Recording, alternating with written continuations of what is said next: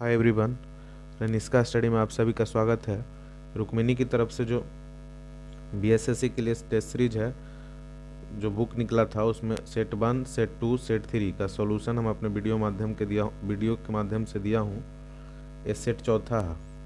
आप लोग चैनल पर नए हैं तो चैनल को सब्सक्राइब कर लीजिएगा, वीडियो को लाइक कीजिएगा और कमेंट जरूर कीजिएगा। चलिए आते हैं पहला क्वेश्चन की ओर। पहला क्वेश्चन में कह रहा है कि 2024 ग्रीष्मकालीन ओलंपिक कहाँ आयोजित किया जाएगा।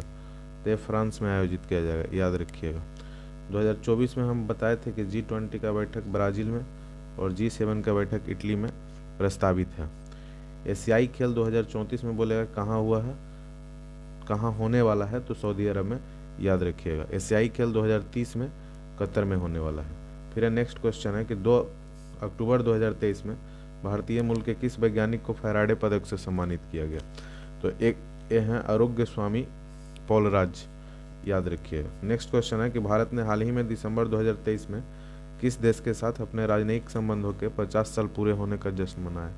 तो एक कोरिया गणराज्य के साथ, याद रखिएगा। यहाँ के राष्ट्रपति हैं योन सोक योल, कोरिया के राष्ट्रपति हुए। थाईलैंड के अभी वर्तमान में श्रेया थाविसेन है, याद रखिएगा। फिर सार्क के सदस्य देशों की संख्या कितनी है। सार्क के सदस्य देशों की संख्या कितनी है, तो अब वर्तमान में सार्क में 8 मेंबर हैं। सार्क का फुल फॉर्म बोलेगा the South Asian Association for Regional Corporation, SAARC का पूरा नाम हुआ, याद रखिएगा। इसका स्थापना बोलेगा तो दिसंबर 1985 में इसका स्थापना है, 8 दिसंबर को। फर्स्ट सम्मेलन बोलेगा 1985 में कहाँ हुआ था, तो फर्स्ट सम्मेलन सार्क का ढाका में हुआ था, याद रखिएगा। नेक्स्ट क्वेश्चन है कि किस राज्य ने 1994 के बाद पहली बार जीतकर पदक तालिका में प्रथम स्थान प्राप्त करके राजा बालिंद्र ट्रॉफी मेमोरियल राष्ट्रीय खेल अवार्ड प्राप्त किए हैं। तो ये महाराष्ट्र होगा, आंसर इसका महाराष्ट्र ने जीता है। अभी हम बताए थे खेलो इंडिया यूथ गेम्स, ये एमपी में हुआ था खेलो इंडिया यूथ गेम्स 5वां। इसमें महाराष्ट्र शीर्ष पर रहा है, दूसरा नंबर पर हरियाणा। एक हुआ है खेलो इंडिया यूनिवर्सिटी गेम्स, ये यूपी में हुआ है। खेलो इंडिया यूनिवर्सिटी गेम्स बोलेगा तो यूपी में, खेलो इंडिया यूथ गेम्स बोलेगा तो ये मध्य प्रदेश में। तो जो खेलो इंडिया यूनिवर्सिटी गेम्स हुआ था, इसमें पंजाब यूनिवर्सिटी टॉप पे है। खेलो इंडिया यूनिवर्सिटी गेम में पंजाब यूनिवर्सिटी टॉप पे है। 26 गोल्ड मेडल, 17 सिल्वर मेडल और 26 ब्रॉन्ज मेडल के साथ पंजाब यूनिवर्सिटी इसमें टॉप पे है। फिर नेक्स्ट क्वेश्चन है कि डुरंड रेखा किन 2 देशों को विभाजित करती है। डुरंड रेखा अफगानिस्तान और पाकिस्तान के बीच विभाजित करती है, याद रखिएगा। फिर एक बताए थे 38वीं समानांतर रेखा, एक कोरिया को 2 भागों में बांटता है, उत्तरी कोरिया और दक्षिणी कोरिया। एक बताए थे 17वीं समानांतर रेखा, ये वियतनाम को 2 भागों में बांटता है, उत्तरी वियतनाम और दक्षिणी वियतनाम, याद रखिएगा। एक है 49वीं समानांतर रेखा, ये यूएसए और कनाडा को अलग करने का काम करता है। फिर नेक्स्ट क्वेश्चन है कि फॉरबिडन सिटी कहाँ स्थित है। तो फॉरबिडन सिटी चीन के लहासा को बोलते हैं, चीन के लहासा को फॉरबिडन सिटी बोलते हैं, याद रखिएगा। ये स्वर्णिम पैगोडा का देश बोलते हैं म्यांमार को, ये भी ध्यान में रखिएगा। फिर त्रिवेंद्रम स्थित विक्रम साराभाई अंतरिक्ष केंद्र मुख्यतः संबंधित है कहाँ से। तो याद रखिएगा यहाँ पे रॉकेट छोड़ने के लिए प्रनोदकों के अनुसंधान से। एक क्वेश्चन यहीं पे है कि विक्रम साराभाई अंतरिक्ष केंद्र कहाँ है, तो त्रिवेंद्रम कहाँ है, तो केरला में। फिर बोलेगा सतीश धवन अंतरिक्ष केंद्र कहाँ है, SDSC इसको बोलते हैं, सतीश धवन स्पेस सेंटर। ये श्रीहरिकोटा आंध्र प्रदेश में, श्रीहरिकोटा आंध्र प्रदेश में। एक है अंतरिक्ष उपयोग केंद्र बोलेगा तो ये अहमदाबाद में, अंतरिक्ष उपयोग केंद्र अहमदाबाद में, ये भी याद रखिएगा। फिर नेक्स्ट क्वेश्चन है कि व्यास सम्मान किस क्षेत्र में उत्कृष्ट योगदान के लिए दिया जाता है। तो व्यास सम्मान साहित्य के क्षेत्र में उत्कृष्ट योगदान के लिए दिया जाता है। इसमें हम बताए भी थे कि व्यास सम्मान 1991 से शुरू हुआ है, के बिरला फाउंडेशन के द्वारा दिया जाता है। इसमें 4 लाख की राशि मिलता है। 33वां व्यास सम्मान अभी हाल फिलहाल में मिला पुष्पा भारती को। यादें इनका साहित्य है, यादें 3 बार यादें कर दीजिएगा तो हो जाएगा। फिर नेक्स्ट क्वेश्चन है कि मान बुकर साहित्य के क्षेत्र में नोबेल पुरस्कारों के बाद सबसे बड़ा पुरस्कार माना जाता है। मान बुकर की शुरुआत कब हुई थी, तो मान बुकर की शुरुआत 1969 में हुआ था, याद रखिए। एशिया का इसको नोबेल भी बोला जाता है। फिर है नेक्स्ट क्वेश्चन है कि नवंबर 2023 में जारी वैश्विक जलवायु प्रदर्शन सूचकांक में भारत का स्थान कितना है? तो ये 8वां है। जलवायु प्रदर्शन सूचकांक में भारत का स्थान 8वां है, ध्यान रखिए। पोर्टोनोवा निम्नलिखित में से किस देश की राजधानी है? तो पोर्टोनोवा जो राजधानी है ये बेनिन का है। लाइबेरिया की राजधानी याद रखिएगा मोनरोविया लाइबेरिया की राजधानी है। अंगोला की राजधानी लुआंडा है। अंगोला की राजधानी बोलेगा तो लुआंडा हो जाएगा, ये भी याद रखिए। नेक्स्ट क्वेश्चन है कि भारतीय संविधान के किस अनुच्छेद में देवनागरी में लिपि में लिखे जाने वाली हिंदी को अंग्रेजी के साथ आधिकारिक भाषा माना गया है? तो यह है अनुच्छेद 343। अनुच्छेद 343 याद रखिए। 351 में हिंदी भाषा के विकास का निर्देश दिया गया, ये भी ध्यान रखिए। नेक्स्ट क्वेश्चन है 14 नंबर सवाल, the poverty of political economy how economics abandon the poor नामक पुस्तक के लेखक कौन है? तो ये मेघनाथ देसाई है, याद रखिए। मेघनाथ देसाई के द्वारा यह पुस्तक रचित है। नेक्स्ट क्वेश्चन है कि केंद्रीय शुष्क बागवानी संस्थान कहाँ? तो केंद्रीय शुष्क बागवानी संस्थान बोलेगा तो ये बीकानेर में ही है। केंद्रीय कपास अनुसंधान बोलेगा तो नागपुर में ही है। राष्ट्रीय चावल अनुसंधान बोलेगा तो कटक में। भारतीय बागवानी अनुसंधान बोलेगा तो बेंगलुरु में, याद रखिए। फिर है नेक्स्ट क्वेश्चन आपका, देखिए एक SI का क्वेश्चन है कि 2735 रुपया का 4 वर्ष के लिए 5% वार्षिक साधारण ब्याज की दर से अर्जित ब्याज क्या होगा?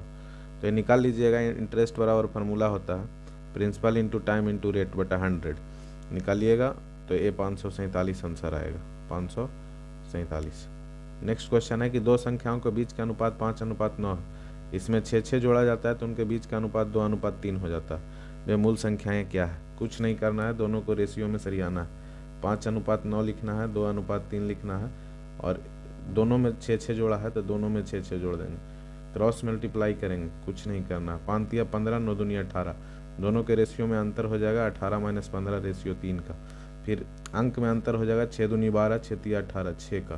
तो रेशियो में अंतर 3, अंक में अंतर 6, रेशियो 1 का मान आ जाएगा हमारा 2।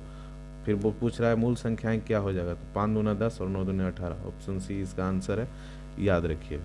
फिर है हमारा नेक्स्ट क्वेश्चन। अब आते हैं हम लोग GS के क्वेश्चन पे कि राष्ट्रीय जनगणना में भारत खाली स्थान के भीतर समूहों की पहचान नहीं की जाती है, निर्जातीय समूहों की पहचान नहीं की जाती है, याद रखिएगा। जनगणना हमारा संघ सूची का विषय है, ये आर्टिकल 246 में बताया गया कि जनगणना जो है हमारा संघ सूची का विषय है, याद रखिएगा। आर्टिकल 246 में यह बात बोला गया।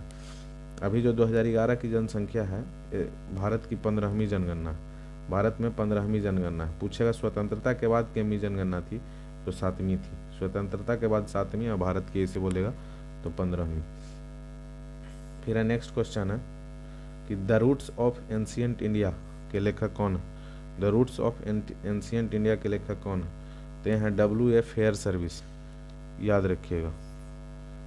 और ये अमलानंद घोष जो हैं ए गाइड टू नालंदा पुस्तक के लेखक हैं। ए गाइड टू नालंदा पुस्तक के लेखक बोलेगा तो ये अमलानंद घोष है, ये भी याद रखिएगा। नेक्स्ट क्वेश्चन है कि जो यहाँ है वह अन्यत्र भी है, जो यहाँ नहीं है वह कहीं नहीं है, यह निम्न में से किस ग्रंथ में कहा गया? तो यह महाभारत में कहा गया। महाभारत को विश्व का सबसे बड़ा महाकाव्य बोला जाता है। 2 महाकाव्य है, एक रामायण और एक महाभारत। रामायण की रचना किए थे वाल्मीकि, जबकि महाभारत की रचना किए हैं वेद व्यास।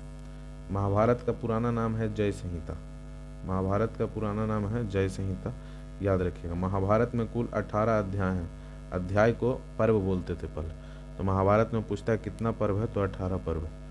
फिर नेक्स्ट क्वेश्चन 34 नंबर सवाल है कि निम्न में से किस एक्ट के द्वारा भारत के वाइसराय को अध्यादेश जारी करने की शक्ति?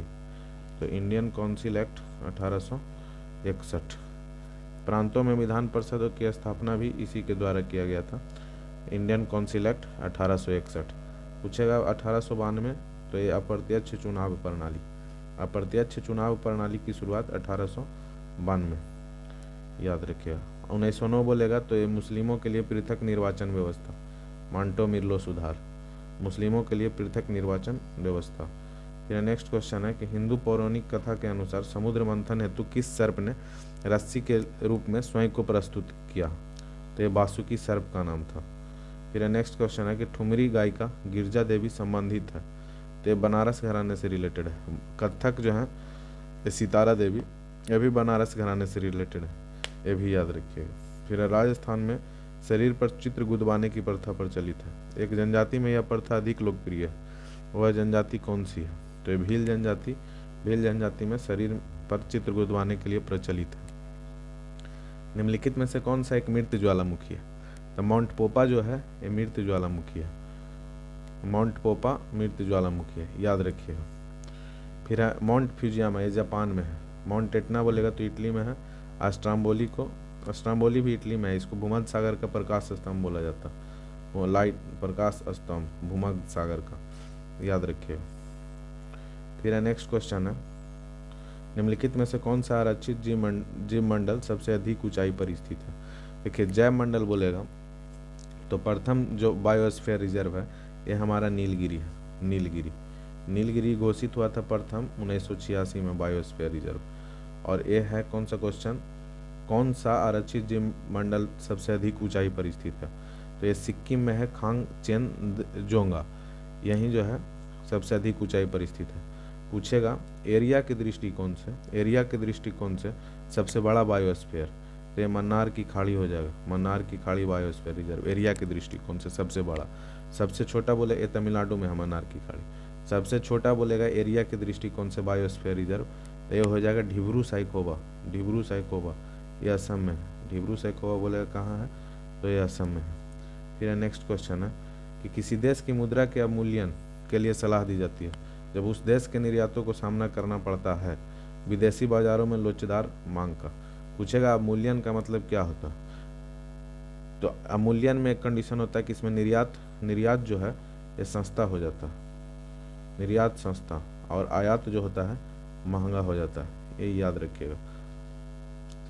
अवमूल्यन का मतलब होता है किसी दूसरे कंट्री के सापेक्ष में अपने मुद्रा का मूल्य गिरा देना।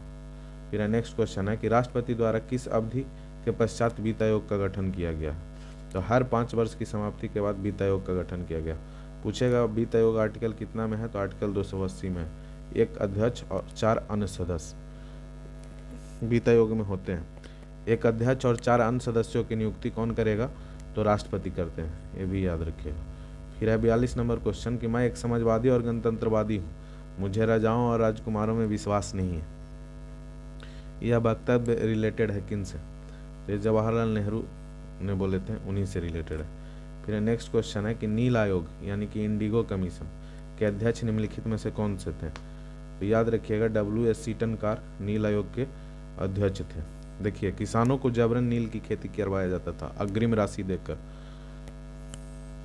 इसी के लिए नील आयोग का गठन हुआ था 1860 में। नील आयोग जो था ये 4 सदस्यीय आयोग था, ये भी ध्यान में रखना कि 4 सदस्यीय आयोग किसानों को जबरन अग्रिम राशि देकर नील की खेती करवाई जाती थी। ये हिंदू पैट्रियट एक हरिश्चंद्र का बुक है, हरिश्चंद्र मुखर्जी का हिंदू पैट्रियट, ये नील आंदोलन के लिए प्रेरित कर, नील आंदोलन के बारे में बताता है। एक है आपका दीनबंधु मित्र का पुस्तक नील दर्पण, ये भी नील की खेती के बारे में ही बताता, उसी सबसे रिलेटेड ये भी बुक है। फिर निम्नलिखित में से किसका सुमेल नहीं है? तो देखिए 1885 ईस्वी में भारतीय राष्ट्रीय कांग्रेस की स्थापना हुआ था। बंगाल विभाजन 1905, ये भी सही है। मिंटो मार्लो सुधार, ये भी सही है। 3 सही है। 1930 में असहयोग आंदोलन नहीं, ये 1920 होगा। 1 अगस्त 1920 को असहयोग आंदोलन हुआ था। इसके बाद चौरा चौरी कांड की घटना हो गई थी 5 फरवरी 1922 को। इसके बाद 12 फरवरी 1922 को असहयोग आंदोलन वापस ले लिया गया था महात्मा गांधी के द्वारा। कैसर ए हिंद की उपाधि महात्मा गांधी ने असहयोग आंदोलन के दौरान ही लौटाया था। नेक्स्ट क्वेश्चन है 45 नंबर। देखिए बसंत भारतीय कैलेंडर के अनुसार इसका महीना होता है चैत वैशाख, ये सही है, चैत वैशाख। फिर है ग्रीष्म जो होता है जेठ और आषाढ़ के सीजन में। और वर्षा बोलेगा तो सावन भादों में बारिश होता है। शरद ठंडी आश्विन कार्तिक में होता है, याद रखिएगा। फिर नेक्स्ट क्वेश्चन है हमारा, नेक्स्ट क्वेश्चन, भारत के उच्चतम न्यायालय के न्यायाधीश के पद पर नियुक्ति किए जाने हेतु अहर्थ होने के लिए किसी व्यक्ति को कितने समय तक उच्च न्यायालय में अधिवक्ता के रूप में सेवाएं प्रदान करनी चाहिए? देखिए, वकील के रूप में बोलेगा तो 10 वर्ष, न्यायाधीश के रूप में बोलेगा तो 5 वर्ष, न्यायाधीश के रूप में 5 वर्ष और वकील के रूप में 10 वर्ष। उच्चतम न्यायालय का जो गठन हुआ था 28 जनवरी 1950, याद रखना। उच्चतम न्यायालय का गठन, उच्चतम न्यायालय का गठन 28 जनवरी 1950 में, याद रखिएगा। 124 से लेके 147 तक ये उच्चतम न्यायालय का अनुच्छेद है, आर्टिकल है, ये भी याद रखिए। फिर नेक्स्ट क्वेश्चन है कि राष्ट्रपति के चुनाव के लिए किसी राज्य विधानसभा के निर्वाचित सदस्य के मतों की संख्या किस प्रकार ज्ञात की जाती है? तो राज्य की जनसंख्या बटा विधानसभा के निर्वाचित सदस्यों की कुल संख्या, अब भागा 1000 कर देंगे तो निकल जाएगा। फिर नेक्स्ट क्वेश्चन है राष्ट्रपति के निर्वाचन से रिलेटेड अनुच्छेद बोलेगा तो आर्टिकल 54 याद रखना है। और राष्ट्रपति का निर्वाचन प्रक्रिया बोलेगा तो ये आर्टिकल 55 में है, ये भी ध्यान रखना है। फिर नेक्स्ट क्वेश्चन है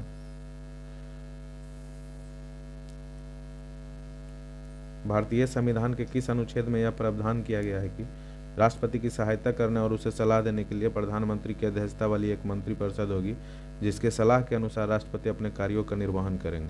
तो ये आर्टिकल 74 में है, आर्टिकल 74 का फर्स्ट में है। आर्टिकल 75 में बोला गया है पीएम की नियुक्ति राष्ट्रपति करेंगे, और पीएम की नियुक्ति राष्ट्रपति करेंगे, ये 75 का 1 में, ये भी याद रखना है। 72 में तो क्षमादान है, ये भी याद रखिएगा।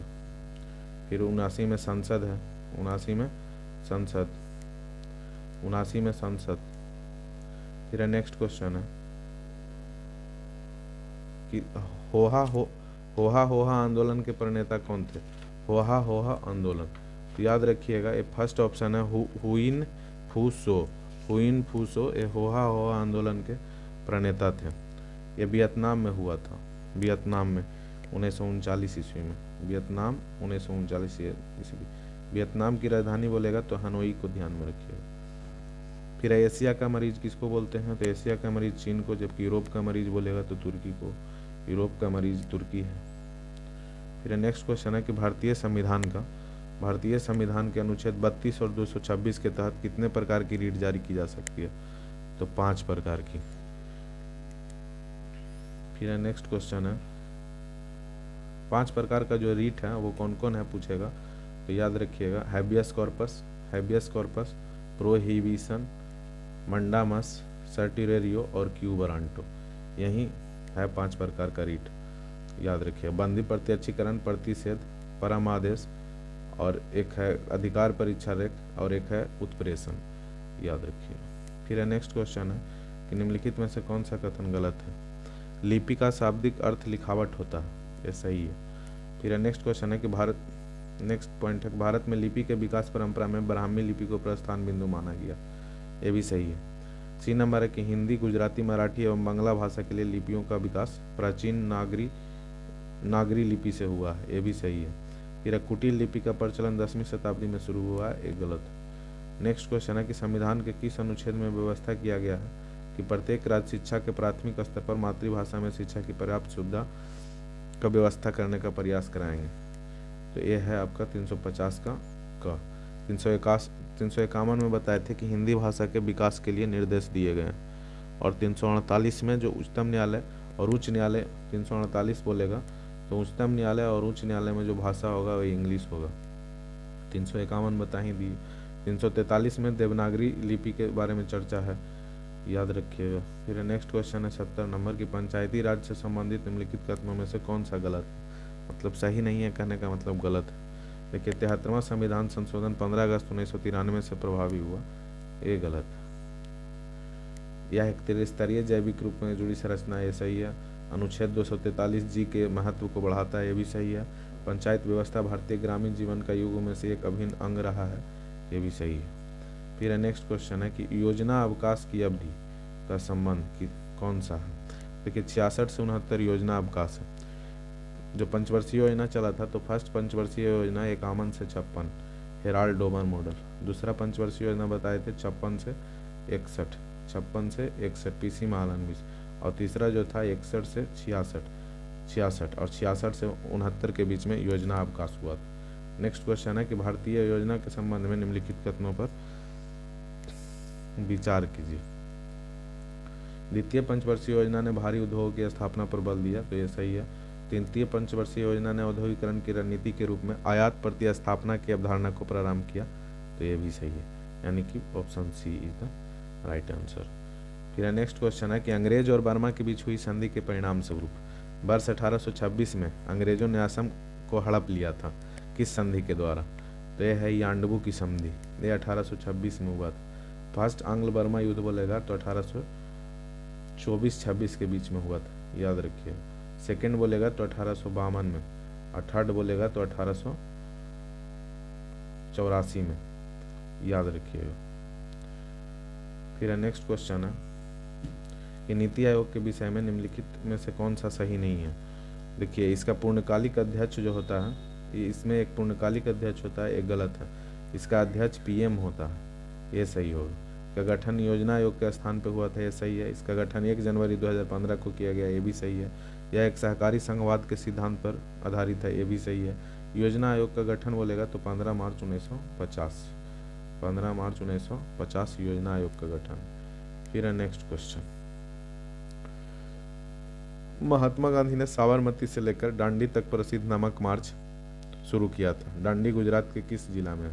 तो ये नवसारी जिला में है। देखिए, एक बार क्वेश्चन आता है। 12 मार्च 1930 को स्टार्ट हुआ था और 5 अप्रैल 1930 को तक चला था, और 6 अप्रैल 1930 को सविनय अवज्ञा आंदोलन शुरू हो गया था। सविनय अवज्ञा आंदोलन, याद रखिएगा। ये 384 किलोमीटर की दूरी है और 24 दिन तक यात्रा चला था।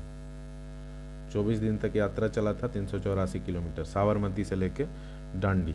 इसका सुभाष चंद्र बोस ने तुलना किया था एल्वा से पेरिस तक की यात्रा को, नेपोलियन के एल्वा से पेरिस की यात्रा को, याद रखिएगा। फिर है इसी तरह का तमिलनाडु में भी शुरू हुआ था, सी राजागोपालचारी के द्वारा। तिरुचिरापल्ली से वेदारण्य तक की यात्रा किए थे सी राजागोपालाचारी, तो ये भी याद रखिए। फिर नेक्स्ट क्वेश्चन है, नेक्स्ट क्वेश्चन 91 नंबर क्वेश्चन करता है कि निम्न में से उर्वरक क्रांति से कौन सा रंग रिलेटेड है? तो उर्वरक क्रांति जो है ये भूरा रंग इससे रिलेटेड है। उर्वरक क्रांति से भूरा रंग। गुलाबी क्रांति बोलेगा तो ये झींगा मछली से रिलेटेड है, गुलाबी क्रांति, झींगा मछली। काला क्रांति बोलेगा तो ये पेट्रोलियम से रिलेटेड है, और सुरहनी क्रांति बोलेगा तो ये बागवानी से रिलेटेड है, बागवानी। इसी तरह से बहुत सारा क्रांति है, जैसे गोल क्रांति आलू से रिलेटेड है। फिर गोल्डन जो स्वर्ण रेशा क्रांति है ये जूट से रिलेटेड है, और रजत रेशा बोलेगा तो कपास से रिलेटेड हो जाएगा। हरित सोना बोलेगा, हरित सोना क्रांति ये बांस से रिलेटेड है। एक है सिलेटी क्रांति या घूसर क्रांति, ये सीमेंट से रिलेटेड है। 4-5 क्वेश्चन बताएं, सबको ध्यान में रखिएगा। फिर नेक्स्ट क्वेश्चन है कि असम और अरुणाचल प्रदेश को जोड़ने वाला भारत का सबसे लंबा सड़क सा रेल पुल का क्या कहलाता है? तो ये बोगीबील ब्रिज कहलाता है, बोगीबील ब्रिज, तो ये भी सही है। भारत के किस राज्य में शिशु मृत्यु दर सबसे कम है? देखिए, हमारा सबसे शिक्षित राज्य है केरला, यहाँ पर शिशु मृत्यु दर सबसे कम है। लिंगानुपात बोलेगा तो सबसे ज़्यादा केरला का ही है। सबसे शिक्षित स्टेट बोलेगा तो केरल ही है। फिर नेक्स्ट क्वेश्चन है कि सीरी शहर और सीरी दुर्ग का निर्माण किसने करवाया था? तो ये अलाउद्दीन खिलजी ने करवाया था, सीरी का किला और सीरी दुर्ग। फिर नेक्स्ट क्वेश्चन है कि भारत में वन नीति का संशोधन कब किया गया था? तो 1952 में वन नीति आया था, 1988 में इसका संशोधन किया गया था। वन नीति में 3 पॉइंट था। एक था कि 33% पर वन होना चाहिए, दूसरा पॉइंट था कि वृक्षारोपण को बढ़ावा दिया जाना चाहिए, वृक्षारोपण को बढ़ावा दिया जाना चाहिए। तीसरा पॉइंट था कि पारिस्थितिकी संतुलन को कायम रखना चाहिए। यही संशोधन करके तीनों पॉइंट जोड़ा गया था, याद रखिए। फिर नेक्स्ट क्वेश्चन है 97 नंबर, हाइड्रोजन आवर्त सारणी के किन 2 समूहों के गुणों को से मेल खाता है? तो समूह 1 और समूह 17, याद रखिएगा। फिर नेक्स्ट क्वेश्चन है निम्नलिखित में से किन्हें ऊर्जा संग्रहण के लिए प्रयोग किया जा सकता है? तो देखिए, कैपेसिटर का प्रयोग जो है, ये संधारित्र को कैपेसिटर बोलते हैं, यानी कि केवल 4, इन्हीं का प्रयोग ऊर्जा संग्रहण के लिए किया जा सकता है। फिर नेक्स्ट क्वेश्चन है उस समूह की पहचान कीजिए जिसमें आने वाले पादपों की शारीरिक संरचना स्पष्ट नहीं होती है। इन पादपों को सामान्यतः शैवाल कहा जाता है और ये पौधे मुख्य रूप से जलीय होते हैं। थैलोफाइटा, पिछला दिन ही बताए थे कि थैलोफाइटा का शरीर जड़, तना तथा पत्तियों में विभेदित नहीं होता। इसमें हम पिगमेंट के आधार पर शैवाल कई तरह का होता है, जैसे भूरा शैवाल बोलेगा तो इसको बोलते हैं फियोफाइसी, लाल शैवाल बोलेगा तो रोडोफाइसी, और एक है हरा शैवाल, उसको बोलेगा तो ये इसका आंसर होता है क्लोरोफाइसी, याद रखिएगा। फिर है नेक्स्ट क्वेश्चन, एक तत्व के समस्थानिक आइसोटोप किस में भिन्न होता है? तो न्यूट्रॉन की संख्या में भिन्न होता है, याद रखिएगा। समस्थानिक जो होता है न्यूट्रॉन की संख्या में भिन्न होता है। फिर मादा क्यूलेक्स मच्छर निम्नलिखित में से किस रोग का वाहक है? फाइलेरिया का वाहक है मादा क्यूलेक्स मच्छर। मलेरिया का है मादा इनाफ्लीज, मादा इनाफ्लीज बोलेगा तो मलेरिया, मादा क्यूलेक्स बोलेगा तो फाइलेरिया। फिर धमनियाँ छोटी नलियों में विभाजित होती है और ऊतकों तक पहुंचाने पर वे एक खाली स्थान नामक अत्यंत पतली नलियों में विभाजित होती है, तो एक कैपिलरीज या केशिकाओं में विभाजित हो जाता है, ये याद रखिएगा। धमनी जो होता है ये शुद्ध रक्त को ट्रांसफर करता है, ठीक है, और सिरा जो होता है अशुद्ध रक्त को, और इसी में पल्मोनरी धमनी बोलेगा तो ये हो जाएगा अशुद्ध रक्त, और पल्मोनरी सिरा बोलेगा तो शुद्ध रक्त, जस्ट रिवर्स होता है।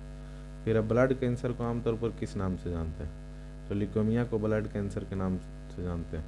कैंसर के अध्ययन को बोलते हैं ओंकोलॉजी, ओंकोलॉजी, याद रखिएगा। एनीमिया जो होता है ये लोहा की कमी से होता है, एनीमिया। हेमोफीलिया जो होता है ये आनुवांशिक बीमारी है, महिला से फैलता है।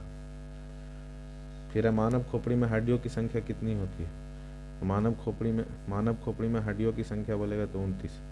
चेहरा में याद रखिएगा 14 हड्डी, कान में हमारा 6 हड्डी, पसली बोलेगा तो 12 जोड़ी यानी कि 24, और रीढ़ की हड्डी बोलेगा तो 33 बच्चों में।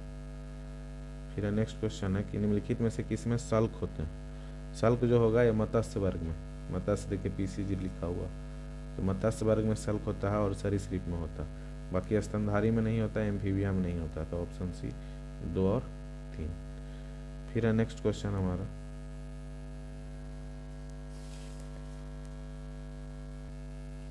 कह रहा है वैश्विक तापन के संबंध में निम्नलिखित कथन दिए गए हैं। कथन यह है कि वैश्विक तापन मानव गतिविधियों मुख्य रूप से जीवाश्म ईंधन के जलने के कारण पूर्व औद्योगिक काल से देखी गई पृथ्वी की सतह का दीर्घकालिक तापन है, जो पृथ्वी के वायुमंडल में ऊष्मा अवशोषण करने वाले ग्रीन हाउस गैस के स्तर को बढ़ाता है, ये सही है। फिर वैश्विक तापन जलवायु परिवर्तन के कारण बनती है, जो व्यापक बाढ़ और चरम मौसम के रूप में पृथ्वी पर जीवन के लिए गंभीर खतरा उत्पन्न करती है, ये भी सही है, मतलब बोथ आर राइट्स, दोनों कथन सही है। फिर नेक्स्ट क्वेश्चन है 122 नंबर, निम्नलिखित में से किसके उपचार के लिए अर्जुन वृक्ष की छाल का उपयोग किया जाता है? तो अर्जुन वृक्ष की छाल का उपयोग किया जाता है हृदय रोग के लिए, हृदय रोग के लिए किया जाता है, याद रखिए। फिर है नेक्स्ट क्वेश्चन हमारा 123 नंबर, मानव शरीर के रक्त का पीएच रेंज कितना होता है? रक्त यहाँ पे छोड़ दिया, रक्त पूछा है तो ब्लड का बताना है पीएच मान, ब्लड का पीएच मान कितना होता है? 7.35 से लेके 7.45, डायरेक्टली हम लोग याद रख सकते हैं 7.4। नेक्स्ट क्वेश्चन है कि विद्युत ऊर्जा को यांत्रिक ऊर्जा में रूपांतरित के लिए किस उपकरण का उपयोग किया जाता है? विद्युत को यांत्रिक में विद्युत मोटर, और यांत्रिक को विद्युत में बोलेगा तो डायनेमो, यांत्रिक को विद्युत में बोलेगा तो डायनेमो।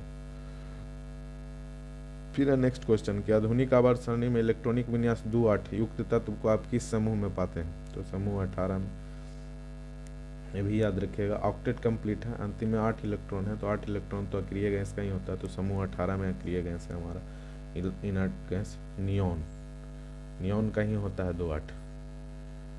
फिर नेक्स्ट क्वेश्चन है कि वर्ष 2014 में भारत को आधिकारिक तौर पर निम्नलिखित में से किस बीमारी से मुक्त घोषित किया गया? तो ये पोलियो से। फिर प्रेरित धारा उच्चतम होती है जब कुंडली की गति की दिशा चुंबकीय क्षेत्र के लंबवत हो, तब प्रेरित धारा की उच्चतम होता, याद रखिए। फिर नेक्स्ट क्वेश्चन है कि निम्नलिखित में से कौन सा एक पशु हार्मोन है? तो कल परसों ही बताए थे इंसुलिन, और बाकी तो साइटोकाइनिन, जिब्रेलिन और ऑक्सिन, ये सब प्लांट हार्मोन है। साइटोकाइनिन कोशिकीय विभाजन के लिए, जिब्रेलिन बोलेगा तो बौने पौधे को लंबा करता है, और ऑक्सिन पौधा वृद्धि हार्मोन है, याद रखिए। ऑक्सिन का खोज किया था डार्विन। फिर नेक्स्ट क्वेश्चन है कि रिकॉम्बिनेट डीएनए टेक्नोलॉजी के विकास के पश्चात ही यह तकनीक संभव हुई है।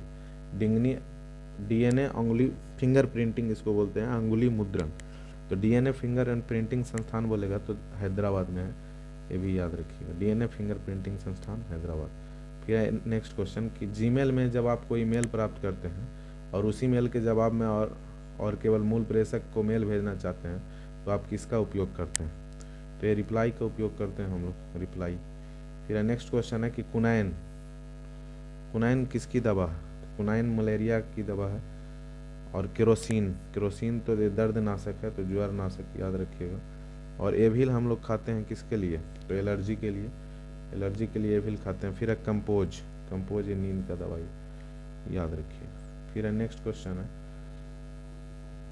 नेक्स्ट क्वेश्चन है कि जिसके नीचे पदार्थ ठंडा नहीं हो सकता वह न्यूनतम संभावित तापमान कितना है? तो -273.15 डिग्री सेंटीग्रेड, इससे नीचे ठंडा नहीं हो सकता। ये क्वेश्चन यूनिक है 133 नंबर। देखिए ये बहुत अच्छा सवाल है कि 111 को निरूपित करता है, बाइनरी डिजिट में पूछ रहा है 111 कितना को निरूपित करता है। तो देखिए जितना अंक रहेगा 2 के पावर 0, फिर है 2 के पावर 1 इसमें, और फिर 2 के पावर 2, और इसको ऐड कर लेंगे, यही इसका आंसर हो जाएगा। 2 के पावर 0 का वैल्यू 1, और 2 के पावर 1 का वैल्यू 2, और 2 के पावर 2 का वैल्यू 4, 4 2 6 1 7। अगर 4 रहता तो 2 के पावर क्यों करते? पीछे से करेंगे हम लोग, पीछे से शुरू करेंगे, 2 के पावर 0, 2 के पावर 1, 2 के पावर 1, 2 के पावर 2 करना, तो इसका आंसर हो जाएगा 7। फिर नेक्स्ट क्वेश्चन है कि बुलेट प्रूफ जैकेट बनाने के लिए किस बहुलक पदार्थ का प्रयोग करते हैं? तो बुलेट प्रूफ जैकेट बनाने के लिए हम लोग केवलार का प्रयोग करते हैं, केवलार, याद रखिएगा। फिर है कौन सा विद्युत चुम्बकीय तरंग नहीं है? ध्वनि विद्युत चुम्बकीय तरंग नहीं है। विद्युत चुम्बकीय तरंग जो है इसका पूछेगा परिसर मान कितना होता है, तो 10 के पावर -14 से लेके मीटर से 10 के पावर -14 मीटर से लेके 10 के पावर 4 मीटर तक ये परिसर होता है, याद रखिएगा। फिर नेक्स्ट क्वेश्चन है निम्नलिखित में से कौन सी संख्या है? तो रीजनिंग हो गया। देखिए जीएस का सवाल अभी इसमें समाप्त हो गया, आप लोग जल्दी से 1 के कंप्लीट करवा दीजिए हमारा, ठीक है। तो बाकी मैथ सॉल्यूशन और रीजनिंग का भी पूरा फुल सेट का सॉल्यूशन करवाएंगे। बाकी थैंक यू वेरी मच है। चैनल पर नए हैं तो लाइक कीजिएगा, सब्सक्राइब कीजिएगा और वीडियो को शेयर कीजिएगा।